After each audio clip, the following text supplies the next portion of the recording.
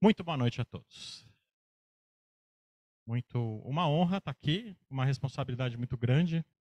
É, tivemos uma apresentação musical semana passada na inauguração oficial. Então, oficialmente a gente teve outras apresentações aqui para um público mais restrito. Oficialmente, né, como apresentação, essa é a primeira.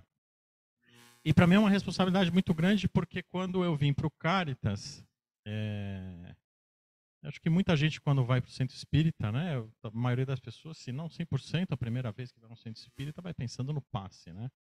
E quando você vem para o Caritas e conhece as palestras, você entende que, na verdade, é esse momento que vai te passar uma mensagem, ele vai te provocar um pensamento. Né?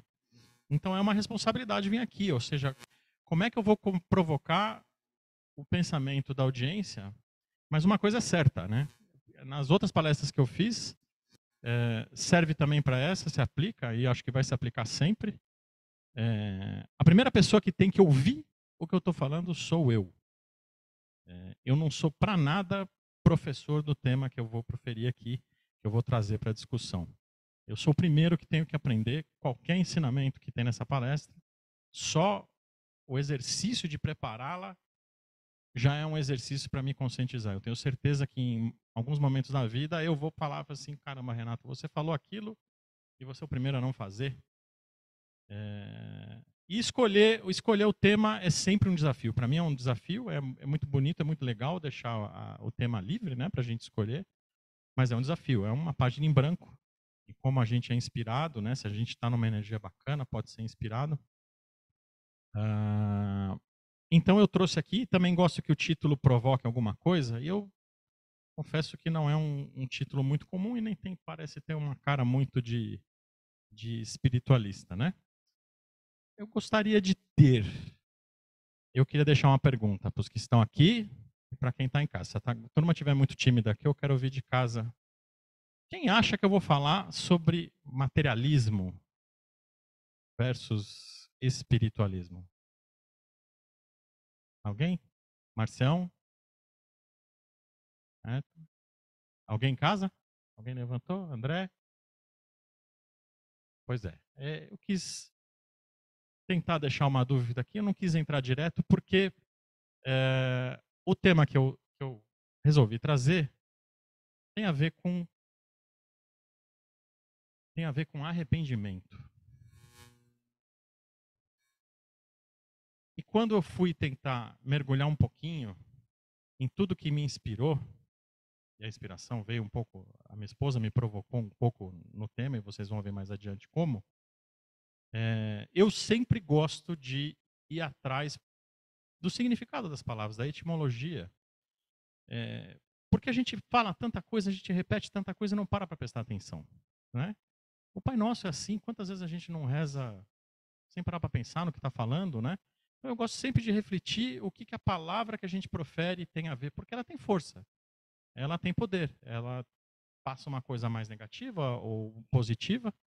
Então, entender o que era arrependimento. E eu ia atrás, eu me deparei com uma questão que trazia a diferença entre arrependimento e remorso, coisa que eu confesso não tinha essa noção. Alguém gostaria de arriscar qual seria uma possível diferença? Qual é o detalhe que separa arrependimento de remorso? Alguém?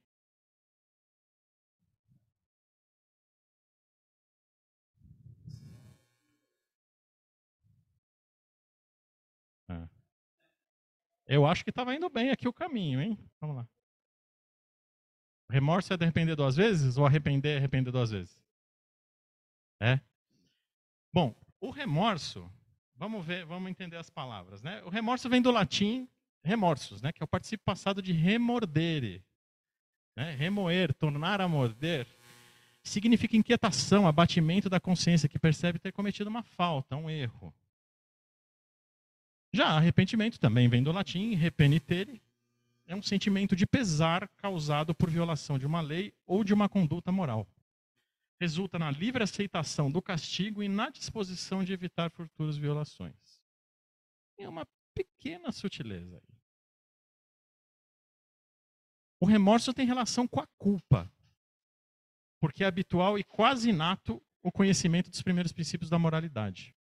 Este sentimento de pena é tão profundo que pode originar outros sentimentos, tais como angústia, tristeza, desespero.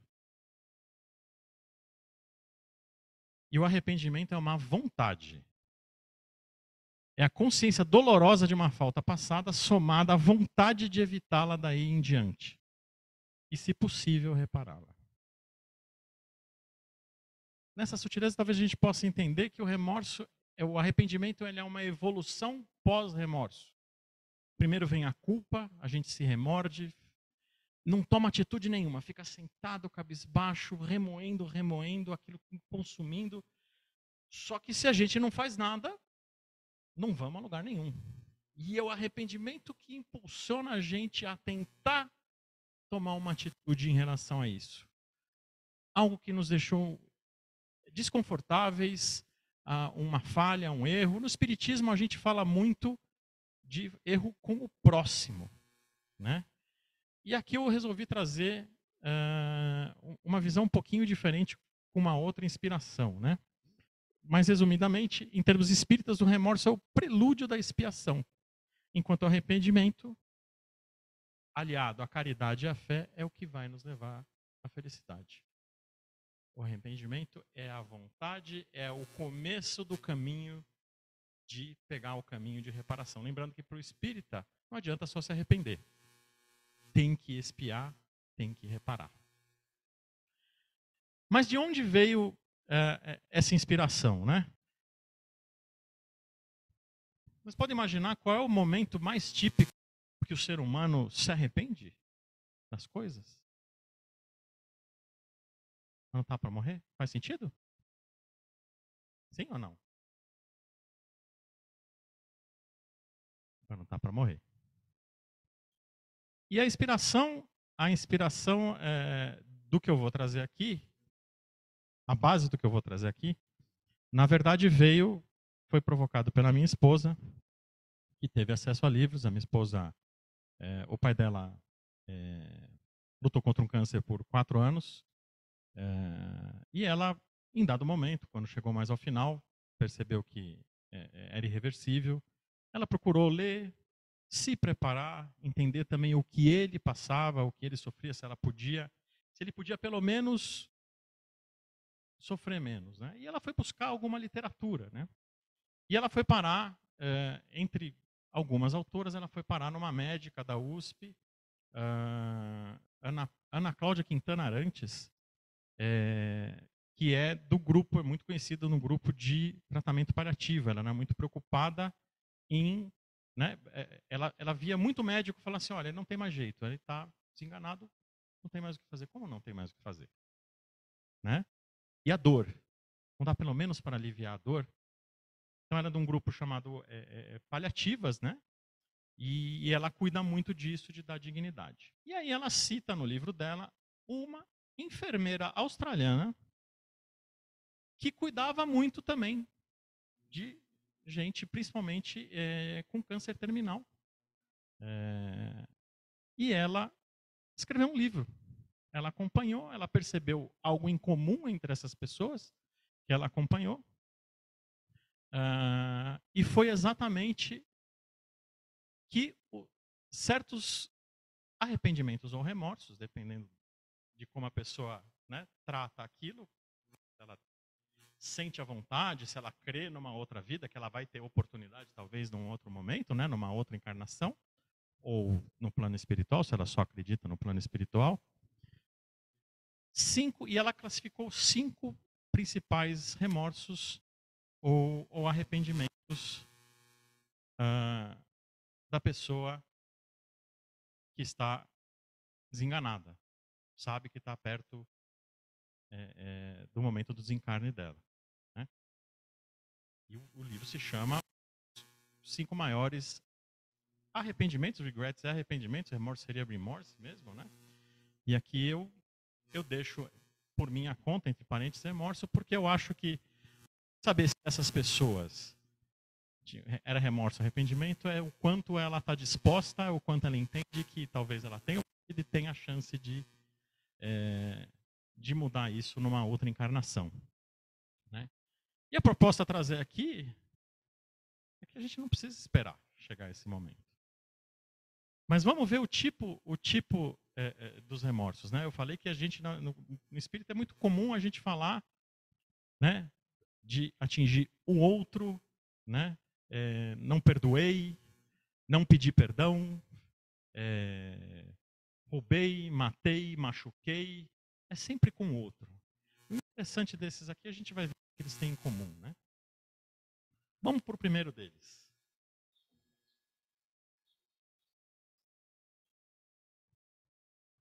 Eu gostaria de ter tido a coragem de viver uma vida verdadeira para mim mesmo, não a vida que os outros esperavam de mim. Logo na primeira aqui, aí eu pergunto para vocês. Gente, isso não é egoísmo? Não? Por que, Gustavo?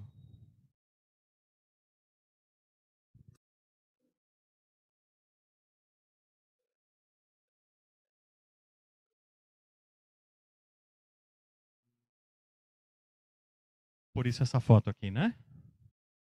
Como é que o piloto, as comissárias falam?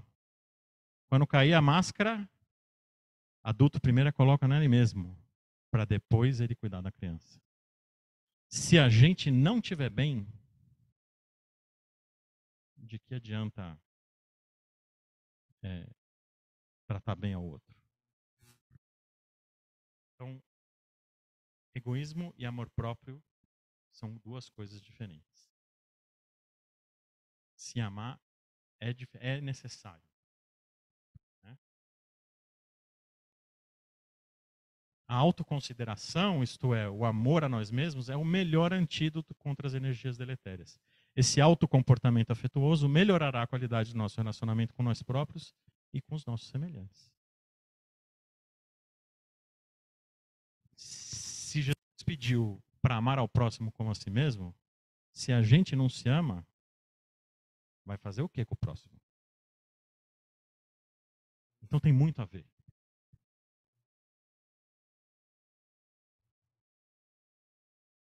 Vamos para o número 2. Eu gostaria de não ter trabalhado tanto. Mas o trabalho não enobrece o homem, não é tão importante? A gente não tem que cuidar dos outros e para cuidar dos outros não tem que ter? Qual que é o problema aqui? O excesso. O excesso. E aí a gente pode se apoiar diretamente no Livro dos Espíritos, na questão 682. Sendo o repouso uma necessidade após o trabalho, não é uma lei da natureza? Sem dúvida, o repouso serve para reparar as forças do corpo. É também necessário para deixar um pouco mais de liberdade à inteligência, que deve elevar-se acima da matéria. Qual é o limite do trabalho? O limite das forças. Não obstante, Deus dá liberdade ao homem. Se você resolve trabalhar mais, assuma a consequência disso. Eu já levanto a mão aqui. Essa é para mim bastante. Bastante. E já foi mais. Eu já tomei uma lição dessa. Aliás, foi o que me trouxe aqui pela primeira vez. E eu acho que é tão interessante a matemática das coisas, né? O dia tem 24 horas. Dá para dividir direitinho. Dormir 8, trabalhar 8 e 8 para lazer. Que é dividido, hein? Família, para você mesmo, né? Um tempinho com um livro, uma sériezinha, né? Uma caminhada e amigos. Você vê que mesmo as 8 horas que a gente tem para nós mesmos, talvez nem aí a gente saiba usar. Minha pergunta é: a gente trabalha para viver ou vive para trabalhar? Não sei. Vez ou outra eu tenho que ir para o espelho para me questionar. Terceiro, eu gostaria de ter tido a coragem de expressar meus sentimentos. Tá bom. A gente é humano, né? Tá bom, a gente vem na casa espírita, tenta ser bonzinho, mas conta pra mim, vocês nunca sentem raiva? Não sente? Todo mundo aqui tá na paz, assim, tá junto do papo ali, super suave, não briga com o cara no trânsito. É, inveja, não sente? Nada, nada ruim. Nada de ruim, a gente não sente nada de ruim. Vamos expressar o sentimento porque não tem nada de ruim, certo?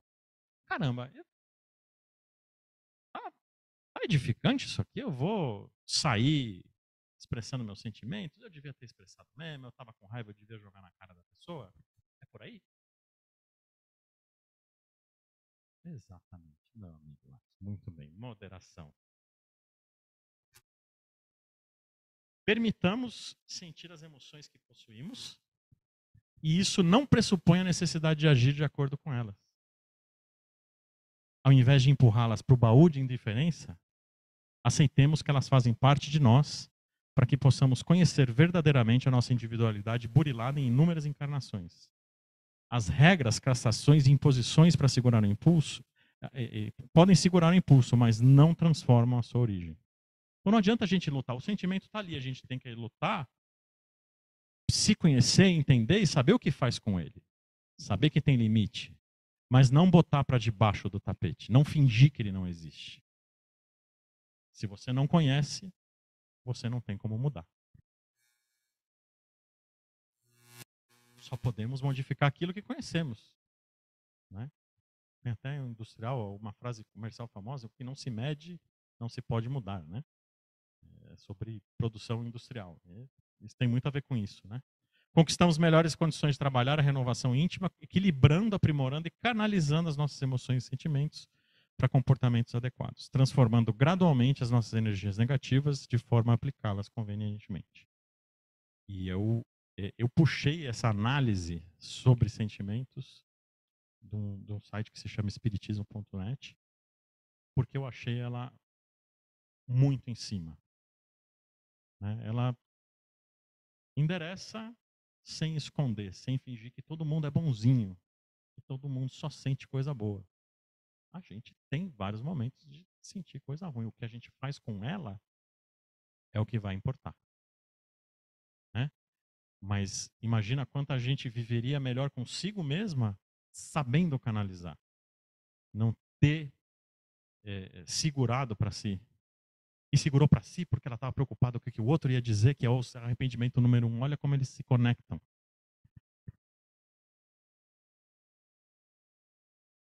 Eu gostaria de ter mantido contato com os meus amigos. Nem da sociedade. Deus não colocou a gente para virar ermitão.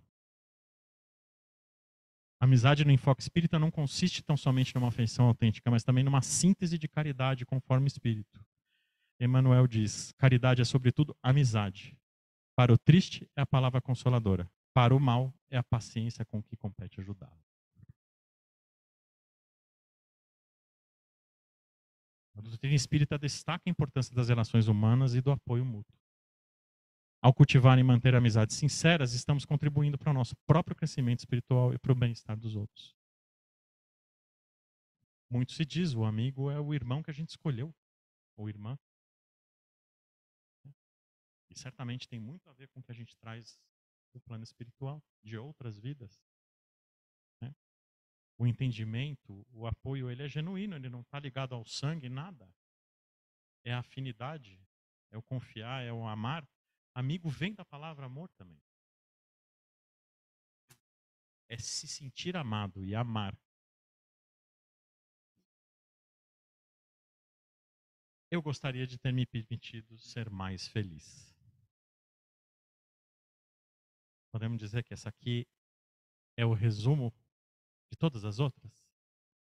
Se eles tivessem conseguido as outras 4, certamente conseguiriam essa aqui. E nós, como espíritas, não podemos esquecer. Pode o homem gozar de completa felicidade na Terra? Não.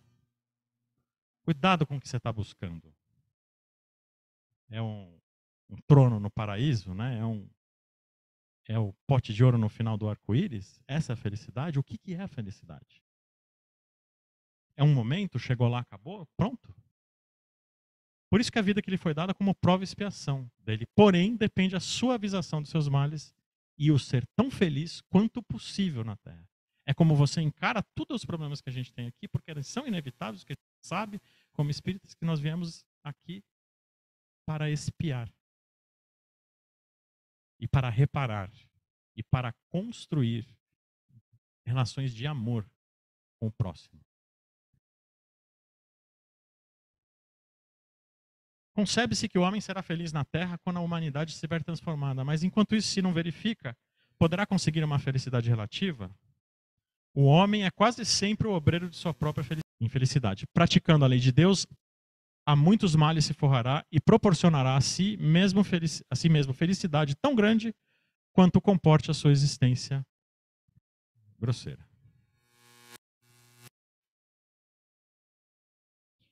A felicidade terrestre é relativa à posição de cada um. O que basta para a felicidade de cada um constitui a desgraça de outro? Haverá, contudo, alguma soma de felicidade comum a todos os homens? Com relação à vida material, é a posse do necessário. Com relação à vida moral, a consciência tranquila e a fé no futuro. Mas o que é supérfluo o que para um é supérfluo não representar para outro o necessário e reciprocamente de acordo com as posições respectivas?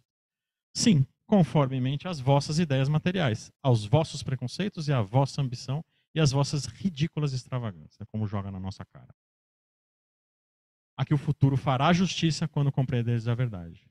O homem criterioso, a fim de ser feliz, olha sempre para baixo e não para cima, a não ser para levar sua alma ao infinito. Quer dizer com isso? Ele olha sempre para baixo? O homem criterioso olha sempre para baixo.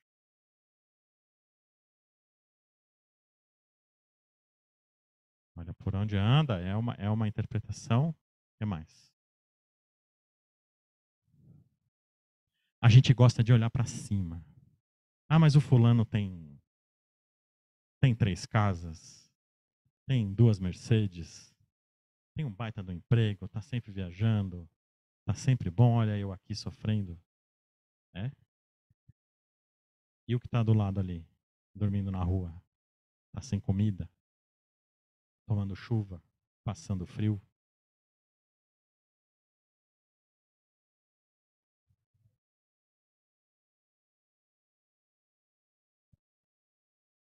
Pois é. A gente faz. Eu tô na turma aqui.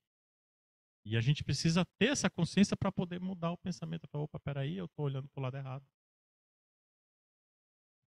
É esse gatilho que a gente precisa buscar. Que eu preciso buscar. Eu acho que muitos de nós precisamos. A doutrina espírita ensina que a verdadeira felicidade vem de dentro e está relacionada ao nosso progresso espiritual. Ao praticar a gratidão, o perdão e o amor ao próximo, podemos cultivar uma sensação duradoura de felicidade e contentamento. Eclesiastes capítulo 5, a felicidade não é deste ponto. É do plano espiritual.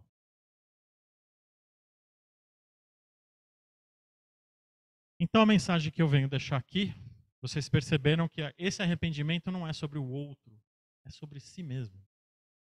É para nós. A gente se arrepender de coisas que a gente não fez para nós.